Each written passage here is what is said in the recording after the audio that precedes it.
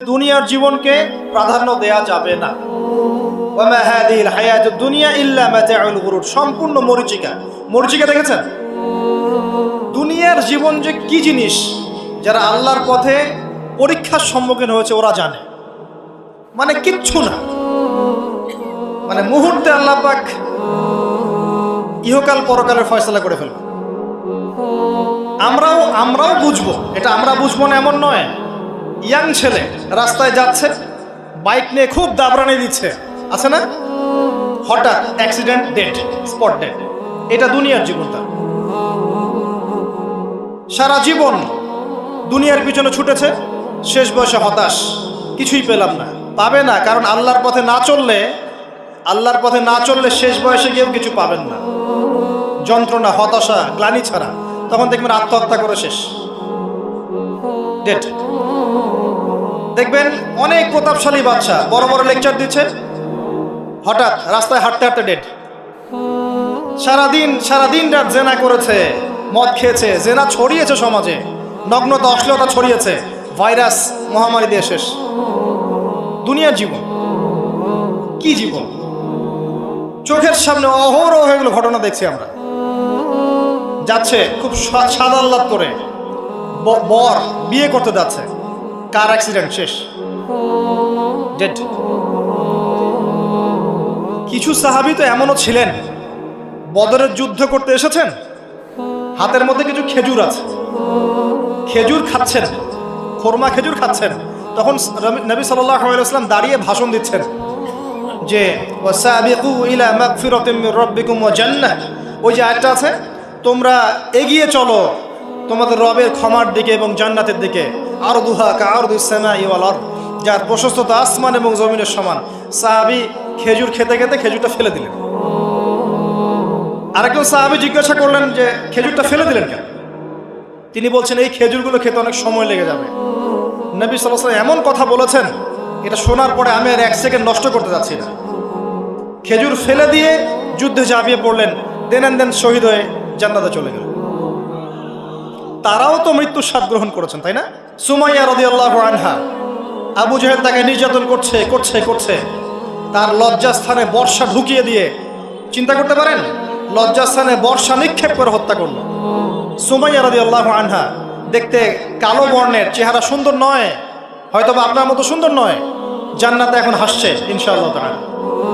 তার স্বামী ইয়াসের, আবু জাহেল তাকে পিটাতে মেরে ফেললো, সে মারা গেল, শহীদ হয়ে গেল। অনেক ওলামায়ে কেরামকে, ইমাম, মুস্তাহিদ, মুহাদ্দিস দেখবেন সারাটা জীবন এত মেহনত করেছেন দ্বীনের জন্য, বিয়ে শাদী করার সময় পান নাই। এমনও আছেন ইমাম এবং মুহাদ্দিস, জীবন তো তাদেরও ছিল। শুধু সাহাবী কেন, তাবেঈনদের দিকে তাকান, তাবেঈন তাকান, আমাদের 4 ইমামের দিকে তাকান। আবু হানিফা রাহিমাহুল্লাহ শেষ বয়সে জেলখানায়, কথিত আছে বিষ প্রয়োগে তাকে হত্যা করা হয়েছে। তার টাকার অভাব ছিল না, তিনি কিন্তু আমার মতো হতদরিদ্র ছিলেন না। আল্লাহ পাক তাকে সম্পদও দিয়েছিলেন, সমস্ত সম্পদ বিলিয়ে দিয়েছেন দ্বীনের জন্য। ইমাম শাফিঈ রাহিমাহুল্লাহ, তার দিকে তাকান। আহমদ বিন হাম্বল রাহিমাহুল্লাহ, তার দিকে তাকান। তাকে পিটানো হচ্ছে আর বাগদাদের রাস্তায় ঘোরানো হচ্ছে, কারণ সমাজের মানুষ ফতোয়া দিয়েছে একটা, তিনি ফতোয়া দিচ্ছেন আরেকটা। ওই যে হিল্লা প্রথা আর ঠিকা বিবাহ নিয়ে আর কি। তিনি বলছেন ইলামু ইয়া আহলা বাগদাদ, হে বাগদাদের মানুষরা জেনে রাখো যে আমি কোশ্চিনকালেও এই প্রথাকে জায়েজ করলাম না। তোমরা চিনে রাখো যে আমার নাম আহমদ। জীবন তাদেরও ছিল। ইমাম মালিক রাহিমাহুল্লাহ, তাকে এত মার দেওয়া হয়েছিল, হাত বাঁধতে পারতেন না নামাজের মধ্যে, নামাজে হাত বাঁধতে পারতেন না।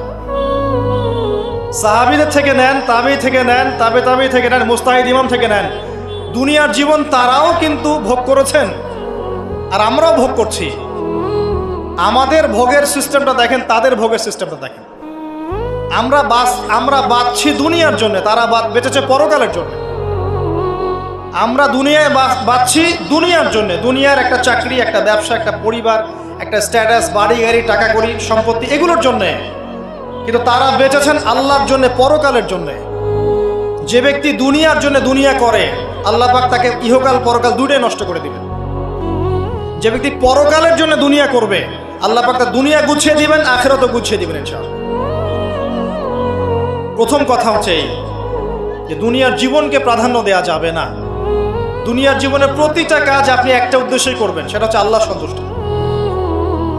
বিয়ে শাদী করেছি কেন? আল্লাহর জন্যে। পরিবার গঠন করেছি কেন? আল্লাহর জন্যে। সন্তান নিয়েছি কেন? আল্লাহর জন্যে। দিন শিখেছি কেন? ইলম শিখেছি কেন? আল্লাহর জন্যে। চাকরি কেন করি? আল্লাহর জন্যে। প্রতিটা কাজ ইবাদত হবে যদি আপনি মুহাম্মদ সাল্লাল্লাহু আলাইহি ওয়াসাল্লামের তরিকা মেনে চলেন। ওয়া মা খালাকতুল জিন্না ওয়াল ইনসা ইল্লা লিয়াবুদুন, শুধুমাত্র ইবাদত করার জন্যই আল্লাহ পাক জিন এবং মানুষ জাতিকে সৃষ্টি করেছেন। আপনাকে আল্লাহ পাক এই হায়াতটা দিয়েছেন। এখন বাকি সময়টা চিন্তা করেন, আগামী 30-40 বছর কিভাবে কাটাতে চান? দুনিয়ার জন্য বাঁচবেন না আল্লাহর জন্য বাঁচবেন? যদি আল্লাহর জন্য বাঁচতে চান, সর্বশেষ হেদায়েত আল কোরআন এবং সর্বশেষ নবী মুহাম্মদ সাল্লাল্লাহু আলাইহি ওয়াসাল্লাম, এর বাইরে কিচ্ছু নাই ভাই। সারা দুনিয়ার মানুষ মিলে যদি বলে যে কোরআন সুন্নাহর মধ্যে আছে সুদ হারাম, কিন্তু সুদ হালাল, হালাল হালাল, কোশ্চিনকালে হালাল হবে না। সারা দুনিয়ার মানুষ একটা মাঠে যদি এসে বলে সুদ হালাল, সুদ ভালো, কোশ্চিনকালে হালাল হয়ে যাবে না, হারামই থেকে যাবে। সারা দুনিয়ার মানুষ যদি বলে পর্দা করার দরকার নাই, এটা সেকেলে সেকেলে সেকেলে, এটা সেকেলে হয়ে যাবে না, এটা ফরজ থেকে যাবে। কিচ্ছু নাই কোরআন সুন্নাহর বাইরে, কিচ্ছু নাই। যা আছে দেখছেন বোগাস, যার কোনো ভিত্তি নাই, মানুষের মন গড়া প্রবৃত্তির অনুসরণ।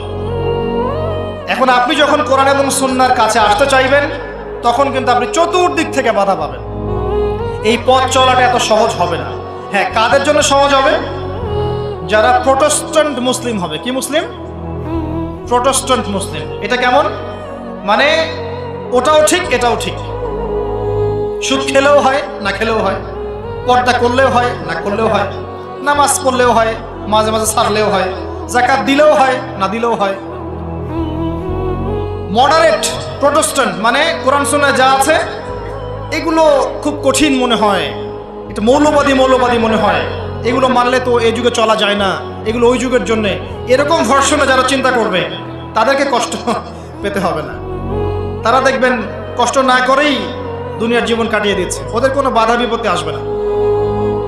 আপনি যখন কোরআন সুন্নাহকে আঁকড়ে থাকবেন, কেমন করে আঁকড়ে থাকবেন? মারির দাঁত দিয়ে কামড়ে থাকবেন, নবীজি বলেছেন। মারির দাঁত দিয়ে কামড়াতে বলেছেন, সামনের দাঁত দিয়ে কামড়ালে ছটকে যাবে, টান দিলে ছিঁড়ে যাবে। মারির দাঁতে কামড় দিলে, টান দিলে সহজে ছিঁড়বে না। এভাবে থাকলে আপনার বাধা আসবে। এখন আপনার সামনে দেখবেন আপনি কিছু ফিতনা এবং কিছু সলিউশন।